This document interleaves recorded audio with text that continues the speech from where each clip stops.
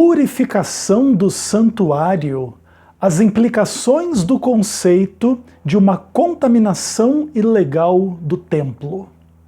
Eu sou Ezequiel Gomes, você está no canal Vem Senhor Jesus, e hoje nós continuamos a nossa série sobre a doutrina do juízo investigativo, analisando inúmeros aspectos da palavra de Deus, especialmente nesse contexto, à luz do livro de Levítico, tá? Para a gente poder entrar na exegese de Levítico 16, que é o ponto auge aí do Pentateuco como um todo. É o ápice de todos os rituais de purificação, expiação, perdão, que redundava em salvação e purificação do povo, ok? Beleza. Então assim, olha, no último vídeo eu fiz um vídeo aí de pouco mais de meia hora, sobre a ideia da contaminação ilegal do santuário, em contraposição à ideia da contaminação legal. Eu não sei se ficou claro para vocês as diferenças e o quão importantes são esses conceitos, e eu vou naturalmente fazer de novo um resuminho só para vocês entenderem.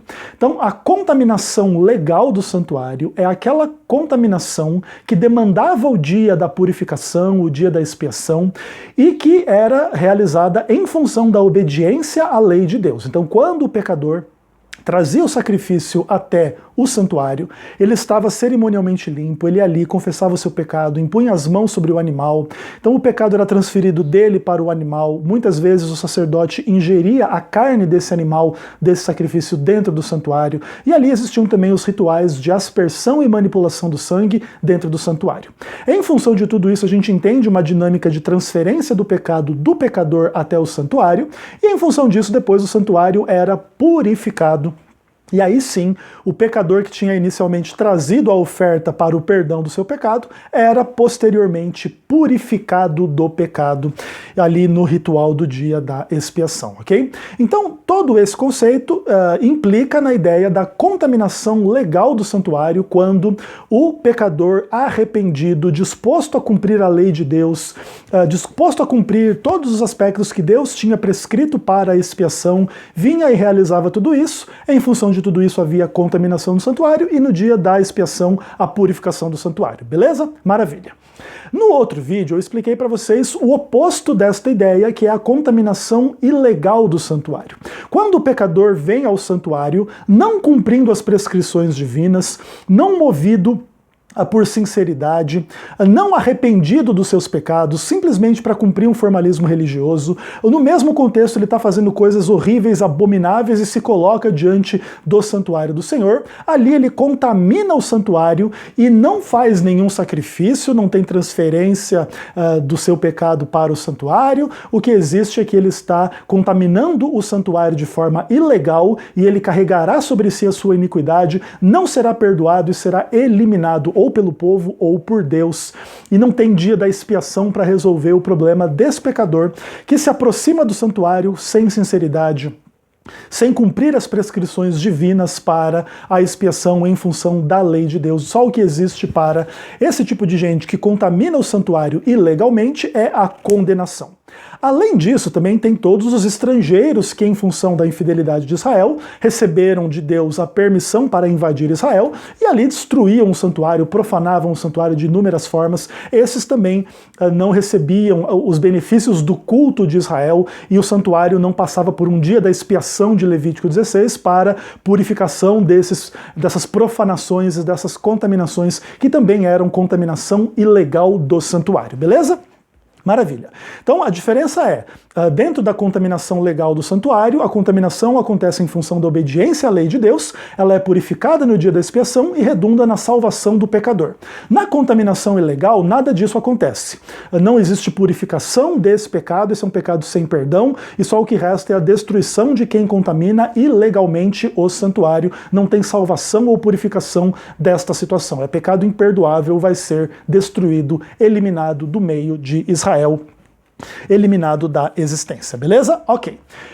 Diante desse conceito, que é um conceito que naturalmente os israelitas estavam familiarizados com ele, ainda que muitos cristãos não estejam familiarizados com esse conceito, vamos agora nos imaginar no 6º século antes de Cristo, enquanto Daniel está escrevendo o seu livro. E aí vamos pensar que você é o primeiro israelita que vai ler o livro de Daniel depois que ele termina de escrevê-lo. E aí você vai e começa a estudar essa história de como que Daniel foi cativo lá de Israel para a Babilônia, como que ele se mostrou fiel, não quis se contaminar com a comida do rei, como que Deus abençoou ele e os seus amigos com inteligência, com sabedoria, em relação a visões e sonhos, e aí Nabucodonosor tem visões e sonhos, Daniel vai lá e interpreta, e etc. E Daniel era um homem muito fiel, ele é perseguido por causa da sua fidelidade, ele é jogado na cova dos leões, Deus o livra de forma miraculosa, e etc. E você chega no capítulo 7 e você começa a ver que Daniel agora tem sonhos e visões extraordinários, extremamente complexos e interessantes, e você vai e começa a ler o capítulo 7 do livro de Daniel, você começa a ler sobre essas bestas, esses animais, e aí quando chega lá no quarto animal, ele tem 10 chifres. E começa a acontecer que, no meio desses 10 chifres, um chifre pequeno começa a nascer e começa a derrubar outros 3 chifres prévios, né? E etc. E aí o profeta Daniel escreve assim no verso 1. Eu olhava e eis que esse chifre pequeno fazia guerra contra os santos e prevalecia contra eles. E agora você começa a ficar assustado, né? Você é um judeu lendo aqui o livro de Daniel, você começa a ver, meu Deus do céu, agora vai surgir esse poder que inicialmente é pequeno, ele começa a crescer, ele derruba outros 3, e agora ele vai fazer guerra contra a gente, nós judeus, nós o povo de Deus, nós o povo que adora o Deus verdadeiro. E aí o verso 22 diz, até que veio o ancião de dias e fez justiça aos santos, e veio o tempo em que os santos possuíram o reino. Então, ufa, você fica mais tranquilo. Então vai vir uma perseguição, vai vir um problema grave, vai vir um poder que vai fazer guerra contra o povo, mas no final Deus vai prevalecer. Maravilha.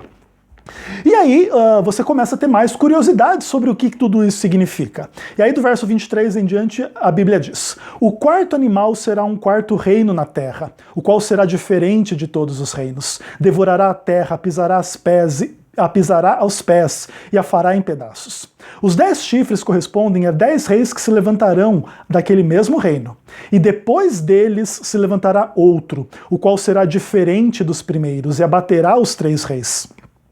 Proferirá palavras contra o Altíssimo, magoará os santos do Altíssimo, cuidará em mudar os tempos e a lei, e os santos lhe serão entregues nas mãos, por um tempo, 2 tempos e metade de um tempo, mas depois se assentará ao tribunal para lhe tirar o domínio, para o destruir e consumir até o fim. O reino, domínio e a majestade dos reinos debaixo de todo o céu serão dados ao povo dos santos do Altíssimo, seu reino será eterno, todos os domínios lhe servirão e lhe obedecerão. Aqui terminou o assunto. Quanto a mim, Daniel, meus pensamentos muito se perturbaram. Meu rosto se empalideceu, mas guardei estas coisas no coração. Então agora você começa a ter informações adicionais sobre aquele chifre que fazia guerra contra os santos. Você percebe que cada vez que o texto vai se aprofundando, ele apresenta uma situação e depois vai dar mais detalhes. Apresenta a situação e vai dando mais detalhes, até você chegar dos capítulos 10 a 12, que você tem muitos detalhes muito interessantes, como que tudo isso vai acontecer e vai funcionar. Se você para a leitura do livro de Daniel em Daniel 7, você tem a impressão que o poder do chifre pequeno é meramente um poder político, tá? Ele faz guerra, então ele tem exército, ele luta contra o povo dos santos e etc. Mas chega uma hora que ele começa a demonstrar assim uma vocação ou um foco religioso. Se diz que ele vai ser diferente. Por que ele vai ser diferente? Porque ele vai começar a falar contra Deus. Então, ele está ocupado nas coisas religiosas, mas naturalmente de um ponto de vista crítico, de uma posição crítica. Então, ele está interessado na religião, mas para falar mal da religião, para magoar quem segue a religião, no caso verdadeira ali, o povo de Deus, os santos do Altíssimo. E ele não está só preocupado em falar, ele quer agir. E qual que é a ação dele? Mudar os tempos e a lei, e aí os santos serão entregues e etc. e tal. Bacana. Então você percebe que, se você para a leitura em Daniel 7, fica bem explícita o interesse religioso do chifre pequeno em relação ao povo de Deus, falar contra Deus, mudar os tempos e a lei de Deus e etc. Mas se você para a leitura no capítulo 7, você não tem maiores detalhes de como que isso funciona ou isso não funciona. Mas você é o primeiro judeu que está recebendo o livro de Daniel, E você diz, opa, peraí, o livro não acaba aqui, o livro continua. E aí você chega no capítulo 8, na visão da briga entre o bode e o carneiro. E se você, como um bom israelita, lembra, bode e carneiro eram sacrificados no dia da expiação lá no templo celestial. Mas isso ainda não vai te chamar muito a atenção, suponho eu.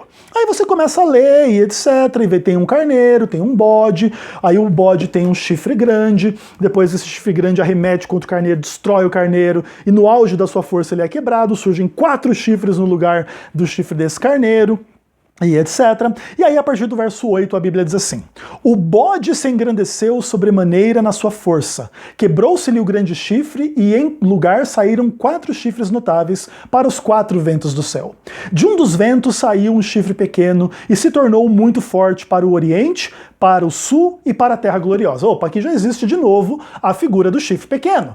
Aquilo já te chamou a atenção no capítulo 7. E agora você vê tudo isso acontecendo, já tem mais um chifre pequeno. E o que acontece com esse chifre pequeno aqui? Ele cresce até atingir o exército dos céus, e alguns do exército das estrelas lança por terra e os pisa. Ele se engrandece até o príncipe, dele tira o tamide, o lugar do santuário do príncipe é deitado abaixo, o exército é entregue nas mãos do chifre pequeno. Por causa do sacrifício diário, por causa das transgressões, ele deita a verdade por terra, ele prospera, até que os anjos começam a conversar. Ufa, até quando vai durar essa visão assoladora do tamide, da transgressão, da visão na qual o santuário é entregue e o exército a fim de serem pisados? E aí um dos anjos responde, até 2.300 tardes e manhãs, e o santuário será purificado. Aí você pensa assim, opa, tá bem judeu essa discussão aqui. Agora está se falando de purificação do santuário, no começo do capítulo se fala de bode, se fala de carneiro.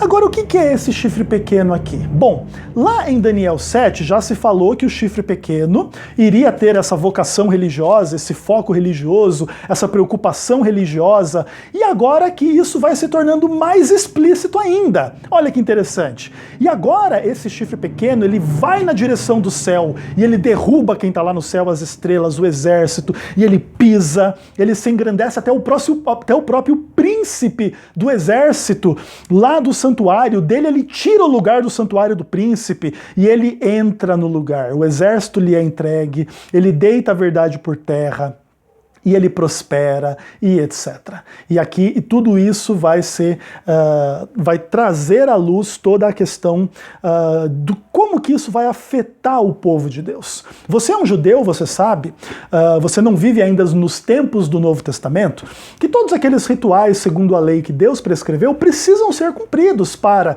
expiação e perdão de pecados.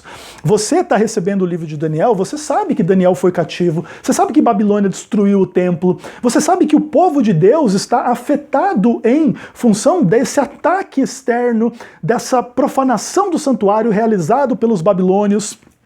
Agora o santuário não está funcionando, não está tendo sacrifício, não está tendo dia da expiação. Como é que o povo de Deus vai ser perdoado dos seus pecados? Olha que ataque grave, complexo e etc. você está começando a perceber. E aí você começa a perceber também que esse chifre pequeno, que faz tudo isso, ele vai fazer essa obra durante um período de tempo bastante extenso, né? 2.300 tardes e manhãs. Aí você se lembra, como um bom judeu, que tarde e manhã era a forma como a lei de Deus falava a respeito do ministério tamide, do acender das luzes, do santuário, dos pães da proposição, de tudo aquilo lá. Então era uma coisa assim, né? Então o santuário vai ser profanado por esse poder do chifre pequeno por um longo tempo, afetando aí esse período do ministério contínuo do santuário. E aí você pergunta, e agora? Como é que vai ficar o dia da expiação? E aí o anjo responde que virá o dia da expiação ao final das 2.300 tardes e manhãs. Naturalmente, mais na frente você vai estudar o capítulo 9, você vai perceber que lá 490 dias ou 70 semanas significam 490 anos, a partir da estrutura das semanas de anos lá de Levítico 26, se eu não me engano, 25 e tal, e você daqui a pouco vai conectar esses 490 dias de Daniel 9, 2.300 dias de Daniel 8, 2.300 anos e etc, e etc, e etc. Entretanto, antes de você, talvez, como um bom judeu, fazer essa digressão ampla, interessante e mais ampla, você percebe que a contaminação do santuário realizada pelo chifre pequeno não era purificada no dia da expiação. Porque se você é um bom judeu, você conhece a lei, você sabe que para esse tipo de pecado de rebelião do tipo do chifre pequeno aqui, não existe perdão. Porque esse chifre pequeno não vem ao santuário para adorar, não vem cumprir as estipulações do santuário de acordo com a lei de Deus, por isso ele contamina o santuário, profana o santuário, e a solução desse problema não é o dia da expiação para perdoar o coitadinho do chifre pequeno, é a destruição absoluta e completa do chifre pequeno, que inclusive é muitas vezes pregada dentro do contexto de Daniel 7 e de Daniel 8 também. Então lá em Daniel 7, né, se assentará o tribunal para tirar o domínio do chifre pequeno e para o destruir e consumir. Ah não, vai tirar o chifre pequeno para fazer o dia da expiação para purificar o santuário dos pecados do chifre pequeno, ou da contaminação, ou da profanação realizada pelo chifre pequeno. Não é isso que se promete ao chifre pequeno. Em Daniel 8, da mesma forma, quando o anjo vai explicar tudo o que vai acontecer, diz que o chifre pequeno será quebrado sem esforço de mãos humanas, lá no verso 25. Então não vai ser purificado lá do que ele fez, ele vai ser quebrado, destruído, porque o que ele faz é uma contaminação ilegal do santuário. Ok, mas quais as implicações de tudo isso que você está querendo dizer, Ezequiel? Veja o seguinte, quando a Bíblia fala então da purificação do santuário em Daniel 8, nós precisamos entender a que isso se refere, e como a gente não tem no texto de Daniel 8 uma referência ao povo de Deus, a gente começa a procurar referências ao povo de Deus que de fato poderia e deveria se beneficiar do dia da expiação em outros pontos do livro de Daniel. E o que a gente encontra no texto paralelo em Daniel capítulo 7?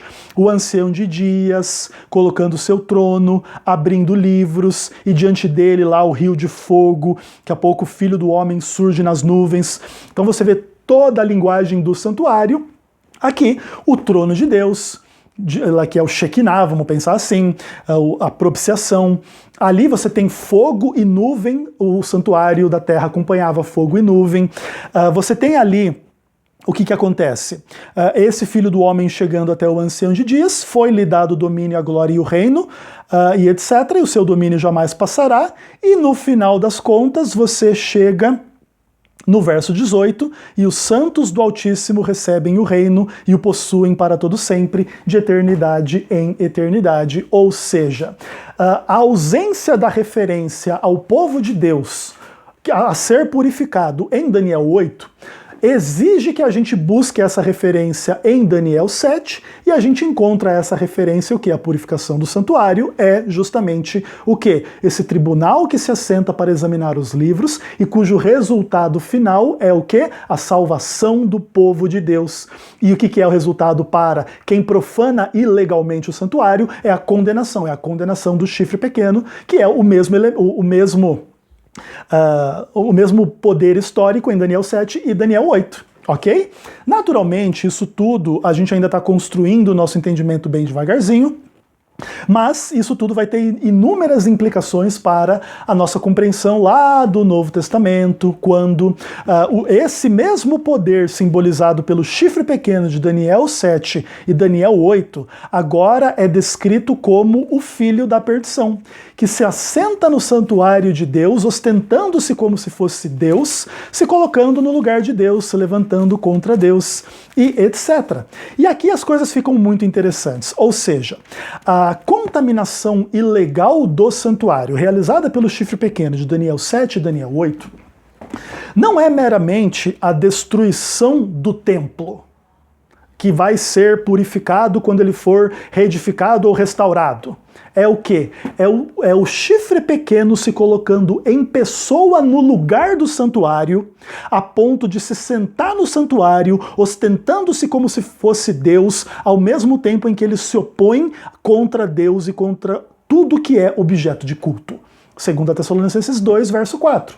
E isso é uma leitura já cristã, já à luz do Império Romano, não mais do Império Grego e etc. E tudo isso vai ter implicações muito importantes para a nossa leitura depois do livro do Apocalipse, do Anticristo do Novo Testamento, que de fato é o poder simbolizado pelo chifre pequeno em Daniel 7 e Daniel 8. Então, a ausência da referência ao povo de Deus em Daniel 8 nos obriga a procurar o povo de Deus em outro lugar. E a gente encontra ele no texto paralelo em Daniel 7, e essa é uma das principais razões pelas quais nós vemos a purificação do santuário em Daniel 8 como a purificação do santuário celestial após 2.300 anos, paralela à cena de juízo no templo celestial lá em Daniel capítulo 7. Agora deixa eu dizer uma coisa para vocês. Se eu tivesse preguiça de explicar essa parte para vocês nesse momento, tá? Vocês conseguiriam fazer esse raciocínio só com base nos últimos 2 vídeos da contaminação legal e da contaminação ilegal do santuário? É importante que vocês conseguissem fazer isso por si mesmos, independentemente do Ezequiel ter que ficar mastigando tudo para vocês. E por que eu digo isso para vocês? Não é para criticar ninguém, é só para abrir os olhos de vocês. Em alguns pontos, a doutrina adventista do santuário ela é percebida como um samba do crioulo doido, que pega a referência de um monte de coisas desconectadas de contexto, disso e daquilo, e existe muita crítica em função desse tipo de coisa. Mas você percebe que quando a gente começa a estudar sistematicamente o livro de Daniel, sistematicamente o livro de Levítico, e daqui a pouco sistematicamente o livro de Hebreus e de Apocalipse, essa visão adventista que parece muito desconectada de contextos e conceitos e ideias, começa a não só fazer sentido, mas a nos dar uma visão da teologia e da história que não tem paralelo no mundo cristão. A interpretação adventista de Daniel e Apocalipse, Levítico e Hebreus, coloca o adventismo do sétimo dia em termos da sua doutrina em um patamar exegético extremamente profundo, extremamente sério, ainda que, num primeiro olhar, algumas pessoas têm um pouco de dificuldade de enxergar as conexões entre as ideias e as questões. Por isso eu estou construindo o nosso entendimento de forma muito paulatina, e lá no final a gente vai fazer naturalmente mais ou menos como eu estou fazendo um fechamento aqui em relação à contaminação legal e ilegal do santuário. À luz do livro de Daniel, a gente vai poder pegar essas questões todas que nós vamos estudar com toda tranquilidade e fazer aí o nosso resumo geral da visão adventista, e vocês vão perceber o quão bíblica e, além disso, profunda ela é. Então não se desanimem em função da enorme quantidade de estudos, tá bom? Naturalmente também entendam que o que eu estou fazendo aqui nessa série é só uma introdução. Tudo isso aqui é um monte de tese de doutorado, é um monte de análise linguística, é um monte de exegese, é um monte de estudo profundo do Antigo e do Novo Testamento. Você não vai aprender essas coisas da noite para o dia, você precisa gastar um tempo. Por isso a gente volta, faz resumo, mostra a implicação, mastiga um pouquinho mais para vocês começarem a perceber a beleza e a profundidade da visão adventista. Então, com isso, acho que a partir do próximo vídeo eu já posso entrar na exegese de Levítico 16.